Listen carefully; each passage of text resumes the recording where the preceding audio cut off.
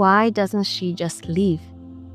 There has been so many red flags, but she decided to stay. She must enjoy it. She could have chosen a nice guy, but they were not interesting enough for her. Well, it isn't so simple. Welcome to the series on why it is so hard to leave a toxic relationship. In this video, I will focus on how people get trapped in toxic relationships in the first place. A perpetrator will choose the victim very carefully. They're extremely good at sensing who is vulnerable, insecure, naive, or emotionally starving. Perhaps you have felt lonely and unseen for years. When you meet the perpetrator, he will sense all the relational needs that have not been met and fulfill them very quickly and intensely. This will cause a massive spike in dopamine for you and quickly make you feel addicted. We call this phase love bombing. For someone who has been lonely and insecure for years, or maybe all their life, this will feel like water falling on completely dry desert sand. You will feel intense happiness like never before. Everything finally makes sense, and you are really looking forward to the future. This works particularly well on people who come from very dysfunctional families. If you come from a healthy family, you will probably sense something is off on the very first date. Maybe the person sitting across from you seems a bit dishonest, like they're hiding something.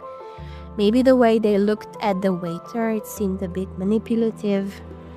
And maybe you can't explain it with words at all, but your intuition is telling you something isn't right. Well, in that case, count yourself lucky. If you don't come from a healthy family, the whole dating process becomes very confusing. You don't know what healthy regulation or healthy communication looks like. You don't even know what real love is.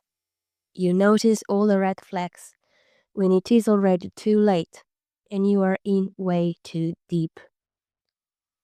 People who get trapped in toxic relationships also have very low self-esteem and the tendency to blame themselves for everything. Both these issues, of course, stem from early childhood. Imagine a young child growing up in a toxic environment.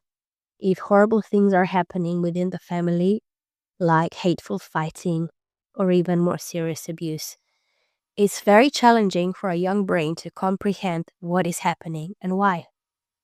At that moment, it's often easier for the child to take the blame because this is the only way for them to get some control and hope.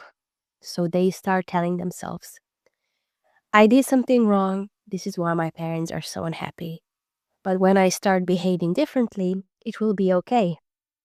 Or there is something wrong with me, this is why my dad doesn't love me and I have to change everything about me. I have to stop being me.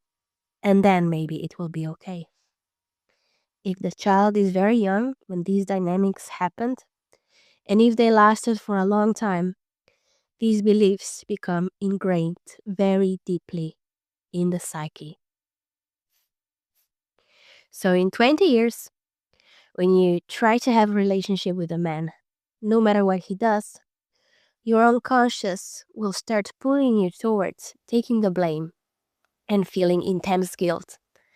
The forces of the unconscious are very powerful. It's not your fault. It doesn't make you weak. Knowing everything that has happened to you, it's probably natural that you have developed all these mechanisms and that you operate the way you do. However, you're an adult now and you are responsible for your life choices.